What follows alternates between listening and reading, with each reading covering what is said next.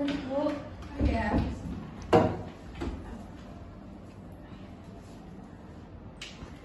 Dengan Ibu siapa ini? Ini Ibu Tifa. Ibu Tifa. Sedang hamil Ibu? Iya Bu. Udah usia berapa ini? Adanya itu usia 28 minggu Bu. Oh, udah 7 bulan berarti ya Bu? Iya, Udah 7 semester bulan. 3. Iya. Dan sebelumnya perkenalkan, saya Nisa Wida Kamila, ahli gizi di Rumah Sakit Harapan Bunda yang akan membantu Ibu dalam sesi konseling ini. Jadi sebelumnya Ibu santai saja Ibu di konseling ini seperti diskusi saja dengan saya. Jadi kalau ada informasi Ibu boleh bantu untuk beritahukan ke saya dan saya akan menjaga semua informasi yang Ibu berikan sebagai kerahasiaan. Karena itu sudah menjadi kode etik sebagai ahli gizi di rumah sakit ini. Sebelumnya mohon bantuan Ibu, boleh saya melakukan pengukuran berat badan? Boleh Bu. Bagus ini. Berat negatif mana? Karena harus ke depan Bu. 70 kilo. Turun Bu. Selanjutnya melakukan pengukuran di badan ya Bu. Boleh dilepas kunciannya? Oh iya, sebentar. Permisi ya Bu. Iya.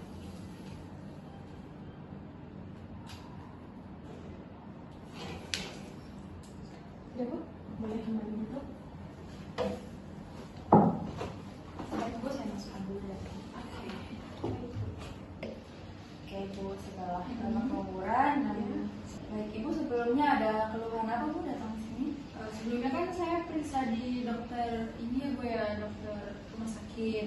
Nah itu tuh katanya di diagnosanya itu diabetes gestasional kalau nggak salah Bu ya. Terus juga dikasih ini Bu, dikasih surat gitu isinya seperti gitu. Oh, baik. Ya, simpan. Ya.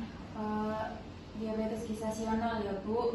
Sebelumnya Ibu ada mengalami keluhan apa gitu nggak Bu, gejalanya seperti sering buang air kecil atau kayak sering hausnya berlebihan gitu kayak nggak normal itu nggak Bu? Nggak ada sih Bu. Nggak ada. Nggak ada. Terus kalau penurunan berat badan Ibu kira-kira ada nggak penurunan berat badan yang signifikan selama kehamilan Ibu? Nggak ada sih Bu. Malah naik. Oh iya. Baik Ibu, ini saya kan udah dapat data dari dokter ya Bu. Iya. Ini hasil pemeriksaan biokimia Ibu. Iya. Sebelumnya boleh saya tahu usia Ibu sekarang berapa? Usianya sih 32 tahun sih. 32 tahun. Jadi di sini didapatkan data biokimia hasil pemeriksaan biokimia Ibu. Gula darah puasanya itu 130 mg per desiliter. Nah itu buat ibu hamil itu normalnya kan 90, kurang dari 93 mg desiliter. Jadi gula darah puasa ibu itu termasuk dalam kategori sudah diabetes. Terus pengukuran glukosa darah 2 jam setelah minum larutan glukosa Ya. kemarin dia dapatkan hasilnya itu 190 mg per desiliter ya. Ya. Nah normalnya itu buat ibu hamil kurang dari 153 mg. Nah itu berarti ya jadi benar Ibu didiagnosis diabetes karena dari pemeriksaan ini memang dalam kategori diabetes. Kemudian tadi kan sudah mengukur ini ya Bu, berat badan. Ya. Saya dapatkan tadi penimbangannya 70 kg.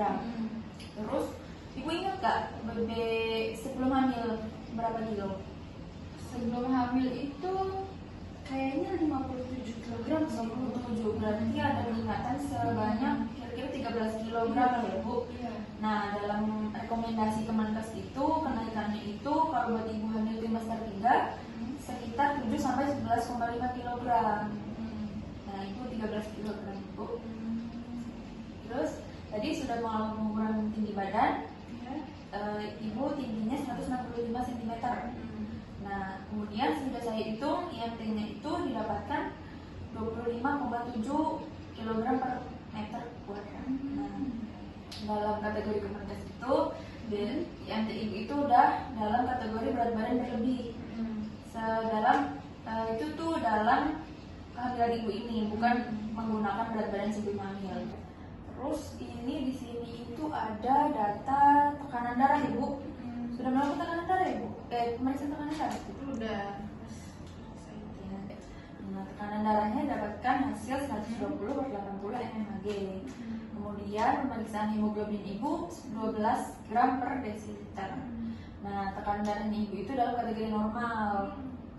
Kadar hemoglobinnya juga dalam kategori normal.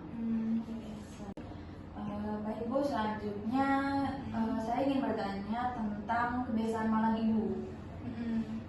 Jadi ibu dalam sehari itu berapa kali makan makanan pokok sama seringan ada? Ya biasanya sih normal aja sih, kayak 3 kali makanan pokok, terus 2 kalinya buat kayak cemilan seringan gitu. Makanan pokoknya biasanya konsumsi apa bu? Biasanya itu kayak saya suka makan kentang itu 3-4 kali per minggu. Terus habisnya nasi juga sih, nasi seperti biasa 3 kali sehari, itu 1 centong aja. Kemudian ada yang lain? Roti tawar juga kadang saya makan bu, 1-2 kali aja per minggu, untuk 1-2 lembar. Tapi seringnya 2 lembar aja sih. 2 lembar. Itu biasanya pakai selai atau cuma? Ya tergantung ini sih bu, mood aja. Kemudian kalau lauknya ibu biasanya makan sama apa sehari itu? Biasanya saya makan telur 1 kali per hari, terus habis itu cuma 1 butir aja sih kalau telur. Misalnya kalau nggak digoreng, direbus. Ya terus habis itu ini jeroan ayam yang hati ayam itu biasanya 3-4 kali per minggu. Nah itu cuma 1 potong aja. Terus juga suka daging ayam itu cuma 1 potong aja. Daging ayam potong ya.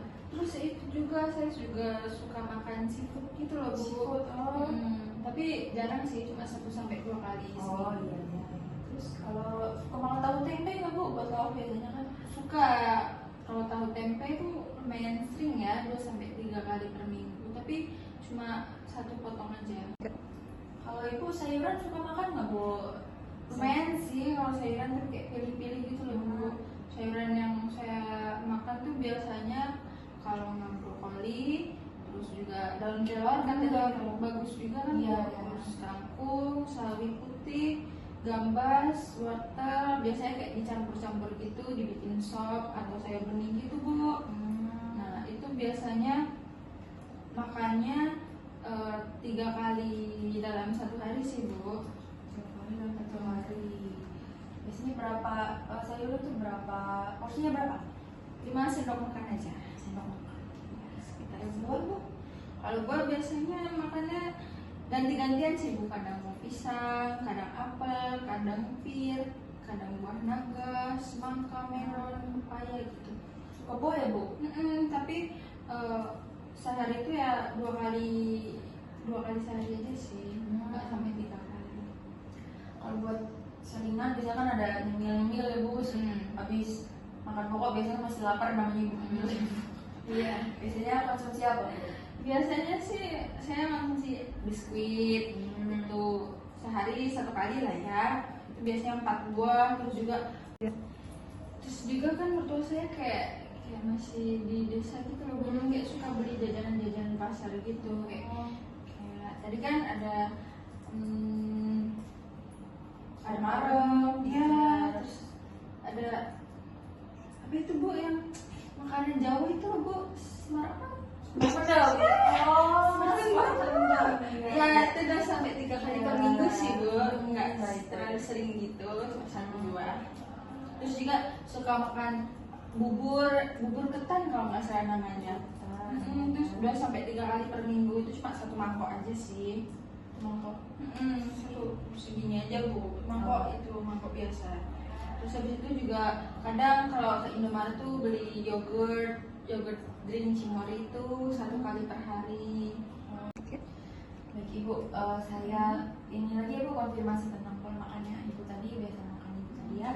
Jadi ibu dalam sehari itu mengonsumsi makanan pokok nasi 3 kali per hari 1 centong. kentang 3-4 kali per minggu satu buah ya, Bu. Kemudian roti tawar 1-2 kali per minggu. Itu satu kali makan itu 2 lembar. Pakai selai itu tergantung mood ya, Bu. Betul sekali. Kemudian protein hewaninya tadi konsumsi telur 1 kali per hari sebanyak 1 butir. Kemudian hati ayam 3-4 kali per minggu sebanyak 1 potong. Terus ikan laut 1-2 kali per minggu 1 potong, Ibu. Betul. Kemudian konsumsi daging ayam 2-3 kali per minggu. Terus konsumsinya 1 potong, Ibu. Iya, betul. Kemudian kalau protein nabatinya itu tadi konsumsi tahu tempe kadang, Ibu. Iya. Dikonsumsinya 1 kali sehari sebanyak 1 potong masing-masing, Ibu. Di sayurannya konsumsi brokoli, daun kelor, kangkung, sawi putih, gambas, wortel. Nah itu biasanya dimasak jadi sop atau sayur bening. Gitu. Biasanya dikonsumsi 3 kali per hari sebanyak 5 sendok makan, Ibu. Kemudian tadi konsumsi buah banyak, Ibu, bervariasi. Dan Ibu suka buah, Ibu. Nah itu biasanya konsumsi pisang, apel, pir, buah naga, semangka, melon, pepaya. Konsumsi 2 kali per hari, biasanya 1 porsi. Kemudian untuk selingannya biasanya konsumsi roti sobek. Itu sebanyak biasanya 5-6 kali per minggu ya, Bu. Jadi sebanyak 1 buah. Kemudian biskuit konsumsinya 1 kali per hari sebanyak 4 buah. Ya. Terus arang-arang ya 3-4 kali per minggu sebanyak 1 buah. Kemudian tadi jajanan semalam mendang ya, Bu. 2-3 kali per minggu sebanyak 1 buah. Terus bubur ketan 1 mangkok 2-3 kali per minggu. Kemudian konsumsi yogurt juga sebanyak 1 kali per hari. Oh ya, Bu, tadi tuh ada yang lupa, Bu. Saya juga sering mengonsumsi kacang hijau. Ini bubur. Ya, biasanya bubur kacang hijau gitu. Terus biasanya sih 2-3 kali per minggu aja sih, Bu. Nggak banyak. Cuma 1 porsinya itu ya paling 1 piring. Nah, Ibu, terima kasih buat data kebiasaan makan Ibu. Jadi ini saya hitung dulu ya, Bu, asupan gizi Ibu dalam sehari yang Ibu konsumsi sebelumnya itu dalam gizi Ibu. Ibu kalau ada ingin ditanyakan boleh, Bu, tanya. Oh iya. Ibu, Ibu rumahnya di mana, Bu? Di sini sih, Bu, dekat di warung Boto. Oh, jadi kesini sama suami atau sendiri? Sama mertua tadi. Sama mertua. Apa deh, Bu? Alhamdulillah ya, Bu ya. Baik, Ibu, ini sudah didapatkan datanya. Jadi Ibu dalam sehari itu asupan energinya itu dari berdasarkan tadi yang dimakan Ibu, didapatkan sebesar 2.800 kilokalori dalam sehari. Kemudian untuk proteinnya itu 85 gram. Terus untuk lemaknya 95 gram, karbohidratnya 302 gram. Nah, Ibu ya, Bu, buat zat gizinya dalam sehari. Jadi berbeda dengan yang tadi. Kalau yang tadi kan yang dikonsumsi, tapi kalau yang ini yang saya hitung itu yang kebutuhan seharusnya buat Ibu dalam sehari itu berapa. Yang didapatkan itu untuk energinya itu asupannya seharusnya 2.333 kilokalori per hari. Nah tadi Ibu tadi kan konsumsi 2.800. Berarti melebihi kebutuhan, Bu. Kemudian untuk protein kebutuhan Ibu itu dalam sehari 87 gram. Nah tadi Ibu konsumsi kan 85 gram, sudah mendekati lumayan. Lemak dalam seharinya itu 95 gram. Nah itu berarti melebihi dari kebutuhan. Kemudian untuk karbohidratnya Ibu itu kebutuhannya 371,1 gram. Nah Ibu tadi konsumsinya itu sebanyak 302 gram, yang berarti kurang, Ibu. Kemudian Ibu biasanya sehari-hari itu aktivitasnya apa aja, Bu? Kayak maksudnya olahraga atau gimana? Nggak ada sih, kayak ya cuma Netflix gitu, nggak ada olahraga sih. Jadi di rumah aja. Sebelumnya Ibu itu udah tahu belum kalau diabetes gestasional? Belum, apa ya? Belum tahu ya. Jadi diabetes gestasional itu merupakan kadar gula darah pada ibu hamil itu tinggi selama masa kehamilan. Nah ini memang biasa terjadi pada ibu hamil. Nah biasanya diabetes ini bisa terjadi pada wanita hamil yang tidak memiliki memiliki riwayat diabetes juga. Nah, sebelumnya ibu ada riwayat keturunan nggak bu? Enggak ada sih. Jadi diabetes ini kan bisa terjadi pada sering terjadi pada ibu hamil ibu. Nah, pada masa kehamilan ini tubuh wanita akan memproduksi banyak hormon yang dibutuhkan untuk mendukung proses kehamilan. Salah satunya itu hormon yang membuat tubuh kebal terhadap insulin. Itu hormon yang berperan dalam menurunkan kadar gula darah. Tapi tenang aja bu, diabetes gestasional ini biasanya setelah lahiran bisa sembuh, bisa kadar gula darahnya tuh bisa kembali lagi normal. Jadi tapi selama kehamilan tetap harus jaga pola hidup dan pola makan. Jadi tetap harus gerak walaupun biasanya kan ibu hamil cepat capek ibu. Iya. Jadi bisa olahraga yang buat ibu hamil gitu kan banyak ya bu biasanya. Boleh diikuti biar tetap gerak.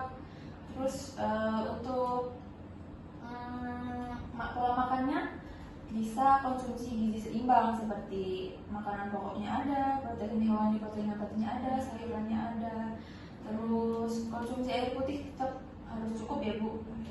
Kemudian kurangi makan manis sama konsumsi fast food itu harus dihindari. Oh ya. Ibu kan udah tidak mengonsumsi fast food nih bu. Di sini ibu juga tetap harus rutin melakukan cek gula darah.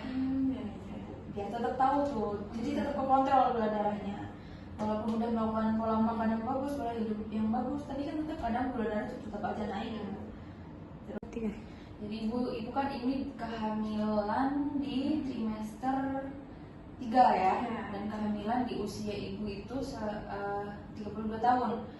Biasanya kehamilan di usia ini itu berisiko memang terkena diabetes gestasional. Banyak yang risikonya memang lebih tinggi di usia seperti itu.